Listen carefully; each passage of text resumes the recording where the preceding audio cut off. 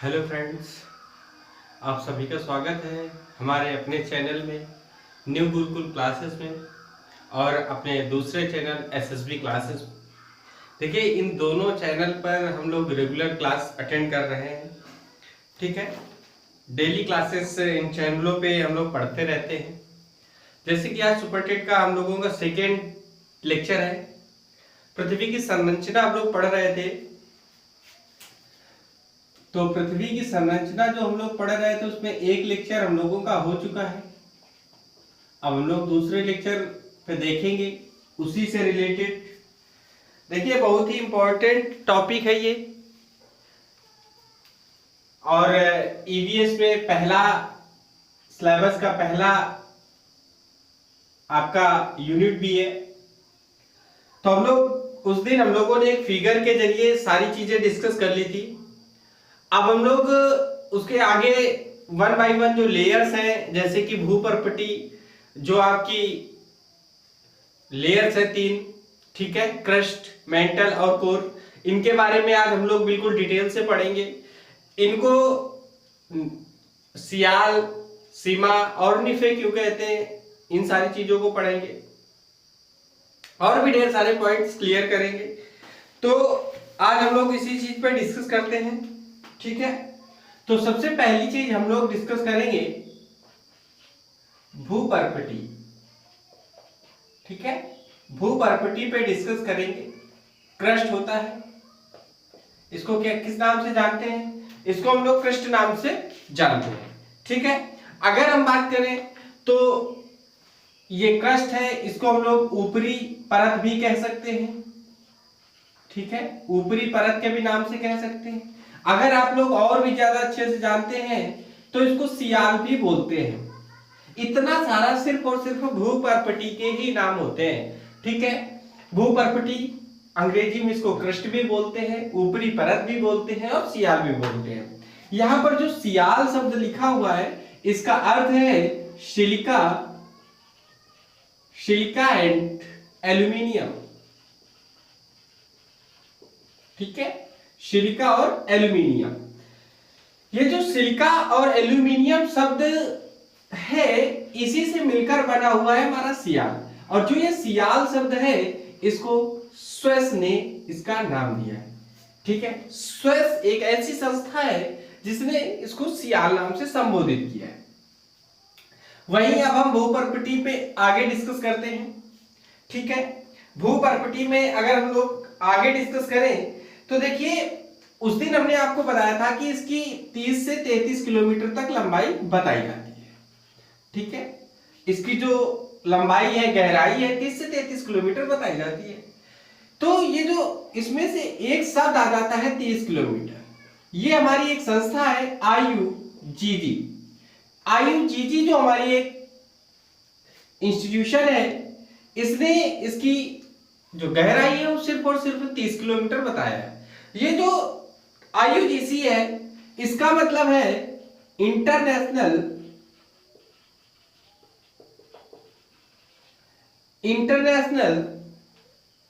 Union of geodesy, international union of geodesy and geophysics. ठीक है, ये इस आईयूजीजी का फुल फॉर्म है। तो जो क्रस्ट लेयर है उसको आईयूजीजी ने बताया कि इसकी लेंथ जो है, जो गहराई है, ये 30 किलोमीटर है। ठीक है, तो ये जो 30 किलोमीटर इन्होंने बताया, लेकिन वहीं पे कुछ अन्य भी स्रोत होते हैं। जैसे कि अन्य स्रोतों की बात करें हम लोग तो अन्य स्रोतों ने ये बात बता दी, अन्य स्रोतों ने ये बात बताई कि इसकी गहराई लगभग 100 किलोमीटर तक मानी जाती है। लेकिन आपको पेपर में 30 से 33 किलोमीटर ही मान के क्वेश्चंस करने होते हैं। ठीक है, अगर बात इसके आगे की करें तो जो भूपर्पटी होता है, ठीक है, भूपर्पटी जो होता है इसमें आपकी 3 वेव्स होती हैं। पी वेव्स होती है, एक पी वेव्स होती है, दूसरी एस वेव्स होती है और तीसरी हमारी हो जाती है जो कि आप लोगों को वेव्स के बारे में जैसे कि बताया गया था पहले ही कि जो वेव्स होती हैं इसके बारे में डिस्कस किया था हमने आपको, ठीक है। पी वेव्स, एस वेव्स और एल वेव्स, ठीक है, ये 3 वेव्स होती हैं। तो जो पी वेव्स होती है हमारी, अगर हम पी वेव्स की बात करें तो जो क्रस्ट लेयर में है P waves 6.1 kilometre per hour की स्पीड से प्रति सेकेंड पर सेकेंड की स्पीड से बढ़कर 6.9 किलोमीटर पर सेकेंड बढ़ जाती है।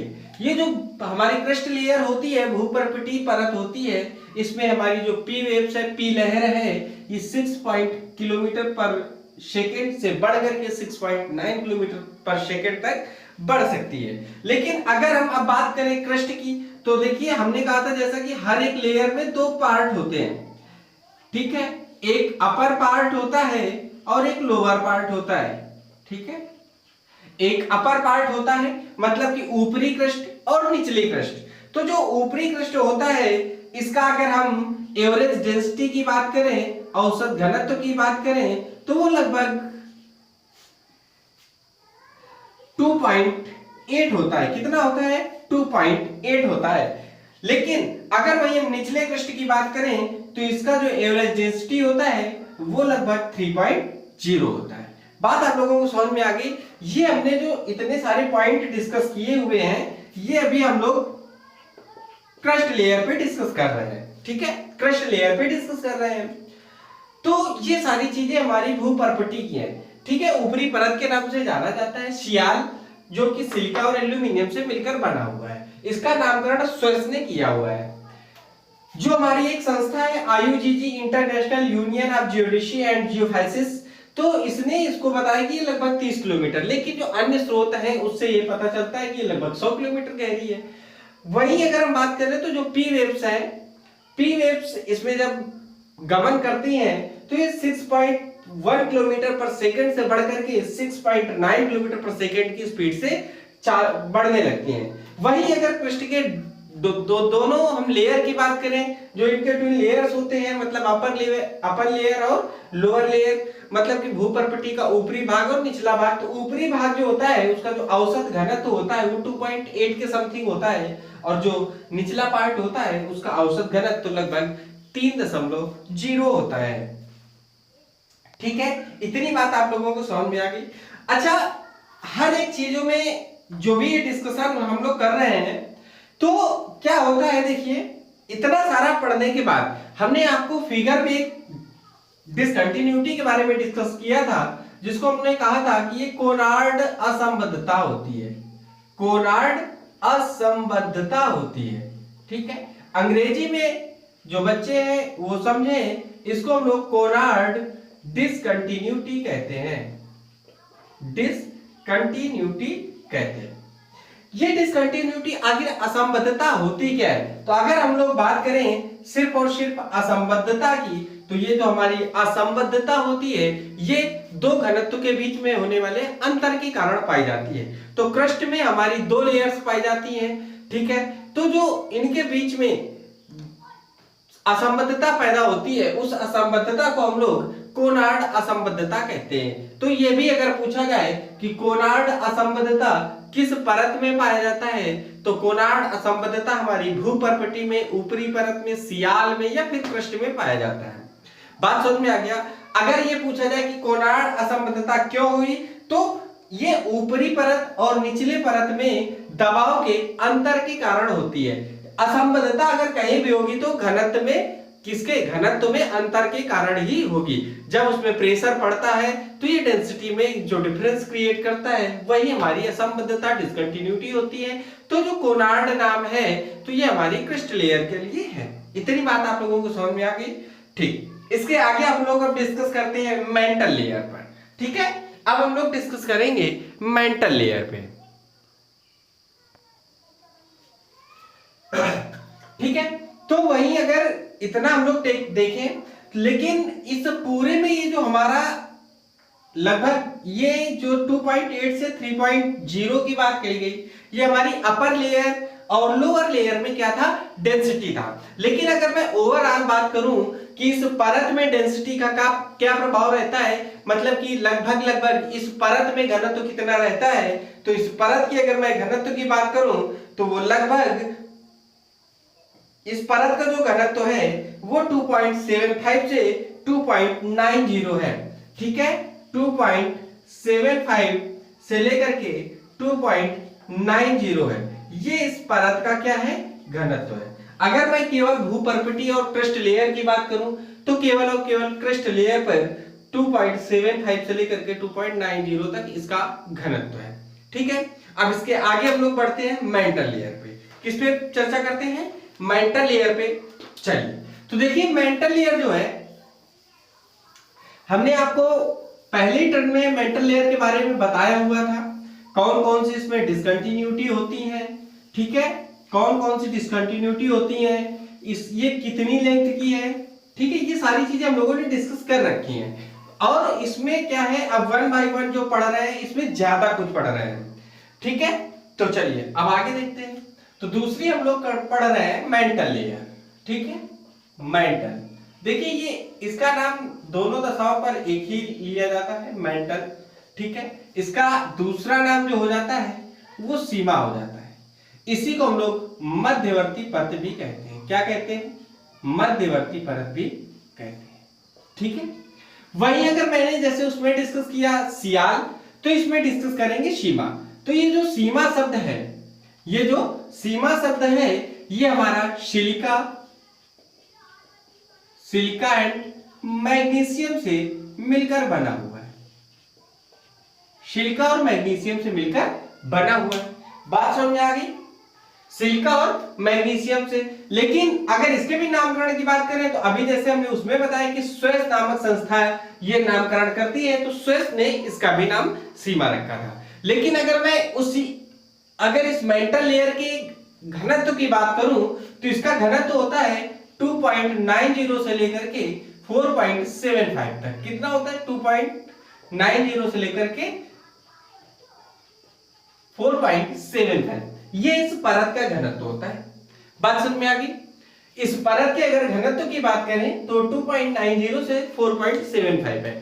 सीमा नाम क्यों पड़ा, जैसे सियाल नाम पड़ा वैसे ही सीमा नाम। अगर आप लोग नहीं समझे तो सीमा नाम देखिए, फिर वही बात बताते हैं, सिलिका और मैग्नीशियम जैसी धातुओं की अधिकता के कारण क्या पड़ा था, इसका नाम सीमा रखा गया। ठीक है, आगे देखिए। तो ये मेंटल लेयर कैसे जानने को मिली, जैसे हम लोगों ने उसमें डिस्कस किया हुआ था, एक फिगर के जरिए पढ़ा था इस तरीके से।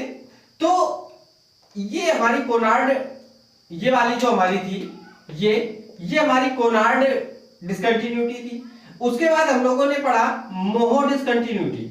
जो मोहो डिस्कंटिन्यूटी थी वहीं से हम लोगों की स्टार्ट क्या होती है, मेंटल लेयर स्टार्ट होती है। तो सबसे पहले मोहो डिस्कंटिन्यूटी की बात करते हैं। तो जो मोहो डिस्कंटिन्यूटी होती है या मोहो असंबद्धता होती है, ये दो, जैसे भूपर्पटी परत के नीचे हम लोग आते हैं तो जो भूकंपीय लहरें होती हैं, भूकंपीय तरंगें होती हैं, इनकी गति में अचानक से परिवर्तन हो जाता है। तो जो गति में इनके परिवर्तन हो जाता है तो ये 7.9 किलोमीटर पर सेकेंड से 8.1 किलोमीटर पर सेकेंड की गति से उछाल आ जाती है और इनकी गति और बढ़ जाती है। ये गति बढ़ने के कारण इनमें दाब अधिक बढ़ जाता है और इनके घनत्व में परिवर्तन आ जाता है। घनत्व में जैसे इनके परिवर्तन आता है तो वहां पर एक असंबद्धता का निर्माण होता है, जिसे मोह असंबद्धता के नाम से जानते हैं। ये जो मोह असंबद्धता है, इसका नामकरण 1909 में हुआ था। ऐसा क्यों, क्योंकि एक हमारे वैज्ञानिक थे मोहोरोविकी। ठीक है, मोहोरोविकी, इन्होंने 1909 में इसकी खोज की थी। मोहोरोविकी जो नामक वैज्ञानिक थे, इन्होंने क्या किया, 1909 में मोह असंबद्धता की खोज की। इस कारण से इस असंबद्धता का नाम दिया गया था मोह असंबद्धता। बात समझ में आ गई, यहां तक तो आप लोगों को कोई दिक्कत नहीं होनी चाहिए। ठीक है, चलिए। तो अगर वही मैं इसकी टोटल लेंथ की बात करूं तो लगभग इसके बाद मोह असंबद्धता से लेकर के लगभग 2900 किलोमीटर गहराई तक इसकी क्या है, गहराई तक मेंटल लेयर मानी जाती है। मतलब अगर ये हमारी मोह संबद्धता है तो लगभग यहां तक हमारी जो इतनी है ये टोटल हमारी 2900 किलोमीटर टोटल क्या है हमारी, ये मेंटल लेयर है। अब हमने मेंटल लेयर को 3 पार्टों में बांट दिया गया है। मेंटल लेयर को 3 पार्टों में बांट दिया गया, एक तो मोह असंबद्धता में बटा, दूसरा ऊपरी मेंटल में बटा और तीसरा निचले मेंटल में बटा है। तो जो मोह असंबद्धता की बात करें, मोह डिसकंटिन्यूटी की बात करें, फिर उसके बाद ऊपरी मेंटल की बात करेंगे, इसके बाद निचले मेंटल की बात करेंगे। तो अगर वही मोह असंबद्धता की बात करें तो लगभग ये बताया जाता है कि ये लगभग 200 किलोमीटर तक माना जाता है। उसके बाद 200 किलोमीटर से 700 किलोमीटर तक लगभग माना गया ऊपरी मेंटल को। उसके बाद जो 700 किलोमीटर से 2900 किलोमीटर तक बचता है, इसको लगभग बताया गया कि ये निचला मेंटल है।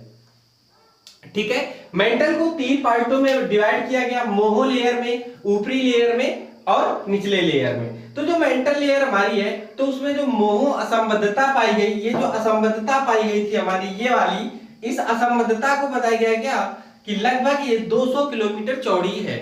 वहीं फिर इसके बाद 2 पार्टों में इसको डिवाइड किया गया, तो ये जो पार्ट हमारा मिला ऊपर का, इसको बताया गया कि लगभग ये वाली हमारी 200 से 700 किलोमीटर तक गहरी है। इसके बाद 700 से 2900 किलोमीटर तक हमारी निचली मेंटल पाई जाती है। ठीक है, और ये जो हमारा डिवाइडेशन किया था ये हमारी वही संस्था है IUGD, international union of geodesy and geophysics. इस संस्था ने इसको 3 लेयर में डिवाइड किया।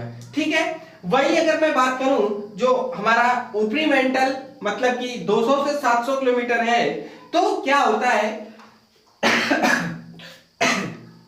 सॉरी, तो इसमें जो स्टार्टिंग की लगभग 100 किलोमीटर, जो स्टार्टिंग की लगभग 100 किलोमीटर तक की गहराई होती है,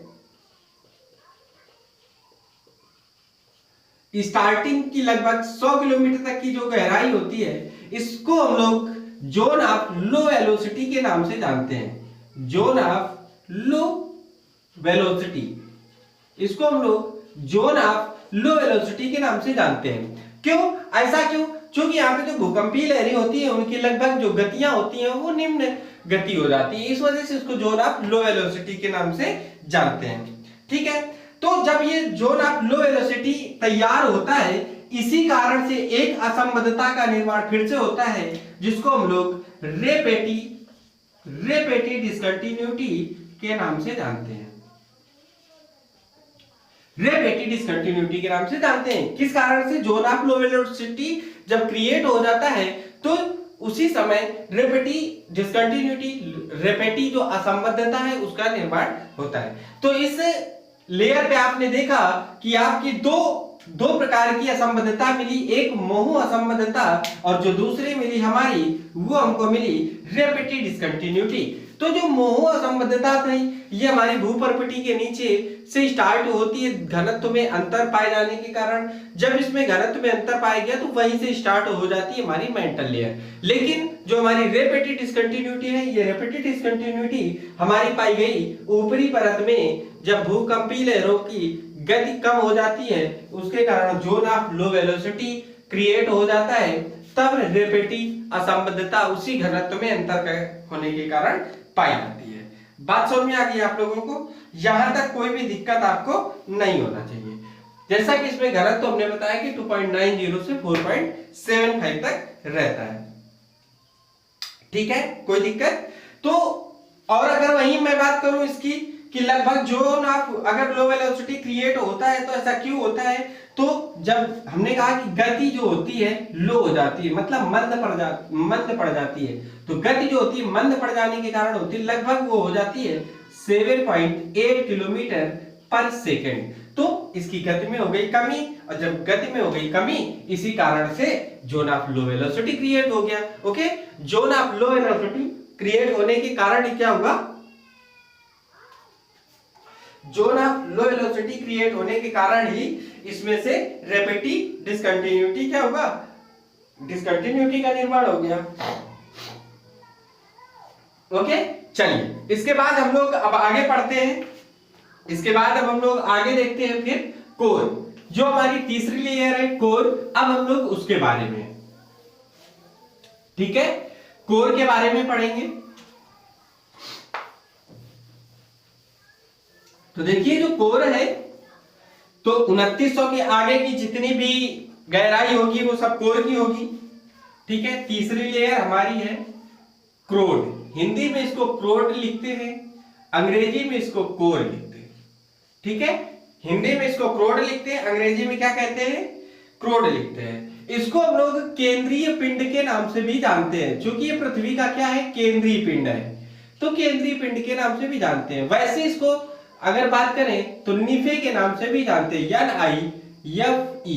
ठीक है, NIFE। निफे मतलब होता है निकेल और फेरस, निकेल और फेरस, निकेल और फेरस। इसी कारण से इनमें जो इनकी अधिकता है, इस कारण इसे निफे नाम दिया गया। वही स्विस नामक संस्था ने इसे निफे नाम से बताया है। ठीक है, चलिए तो अब हम लोग डिस्कस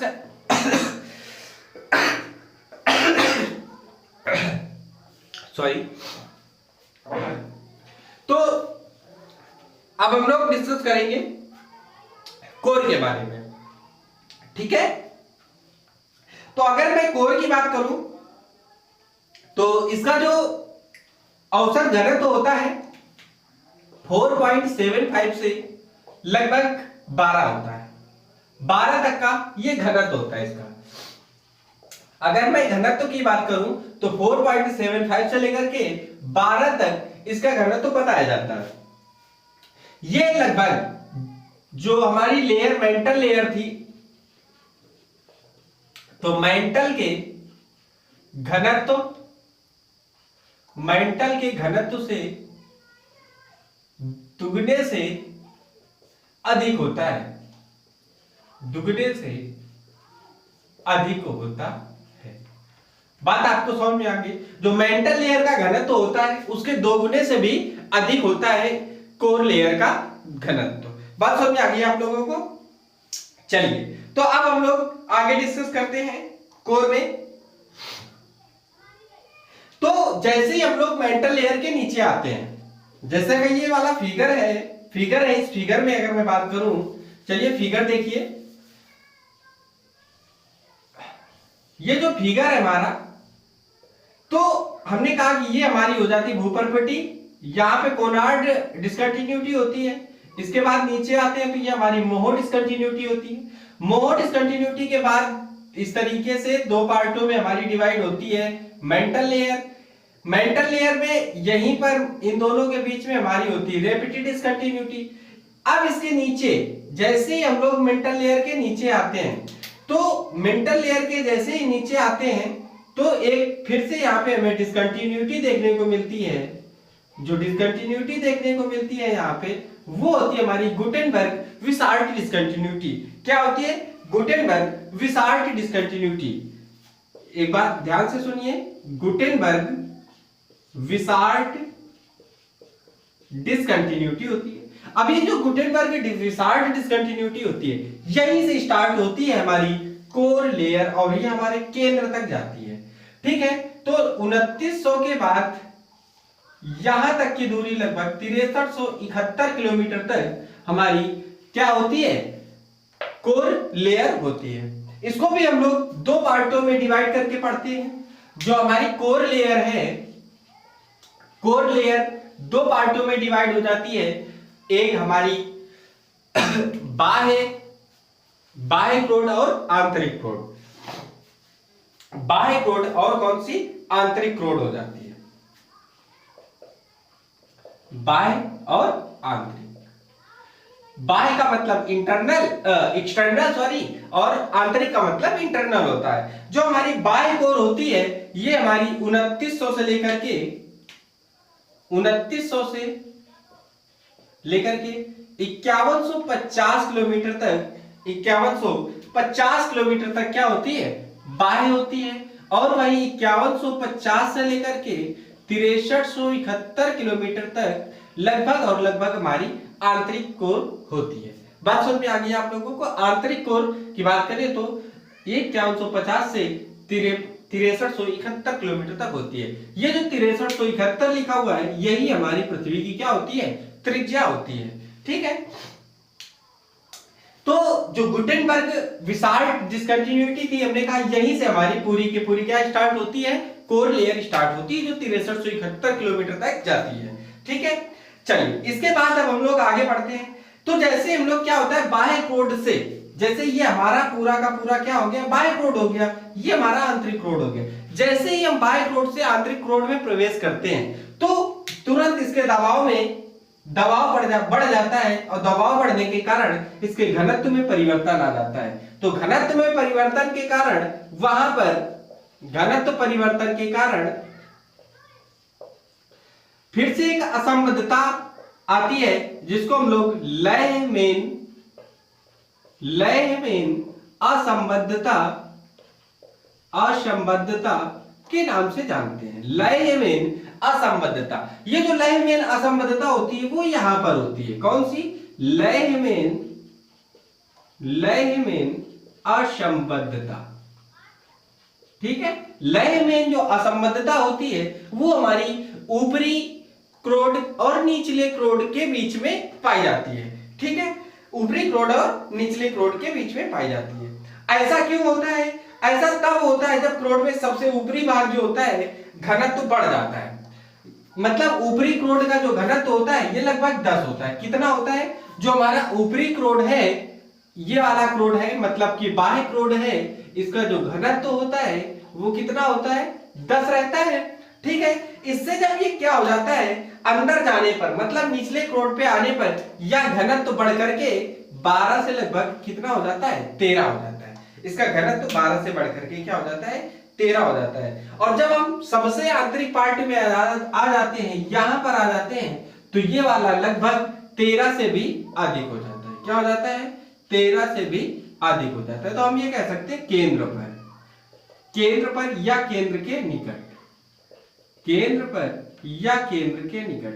तो केंद्र पर या केंद्र के निकट पहुंचने पर जो हमारा घनत्व है वो 13 से भी क्या हो जाता है, अधिक हो जाता है। बात समझ में आ गया। तो जो 13 से अधिक होता है तो लगभग 13.6 तक माना जाता है। बात समझ में आ गई आप लोगों को, यहां तक कोई दिक्कत। तो इस प्रकार क्या होता है, जो इस प्रकार ये क्रोड होती है, कोर लेयर होती है, इसका जो घनत्व होता है वो उसका विस्तार हो जाता है। तो अभी मैंने बताया कि जो क्रोड लेयर है, क्रोड लेयर का घनत्व मेंटल लेयर से 2 गुने से भी अधिक होता है। बात समझ में आ गई आप लोगों को। इतनी दिक्कत, इतने में अगर आपको कोई भी दिक्कत हो तो बताइए। ठीक है, तो हम लोगों ने इतना पढ़ लिया, यही था हमारा पृथ्वी की संरचना और 3 लेयर। अब इसके आगे हम लोग फिर पढ़ेंगे। ओके, तब तक के लिए टाटा बाय बाय। और आप लोग एक काम अच्छे से करिए, चैनल को शेयर करिए, सब्सक्राइब करिए और पूरा का पूरा लेक्चर देखिए।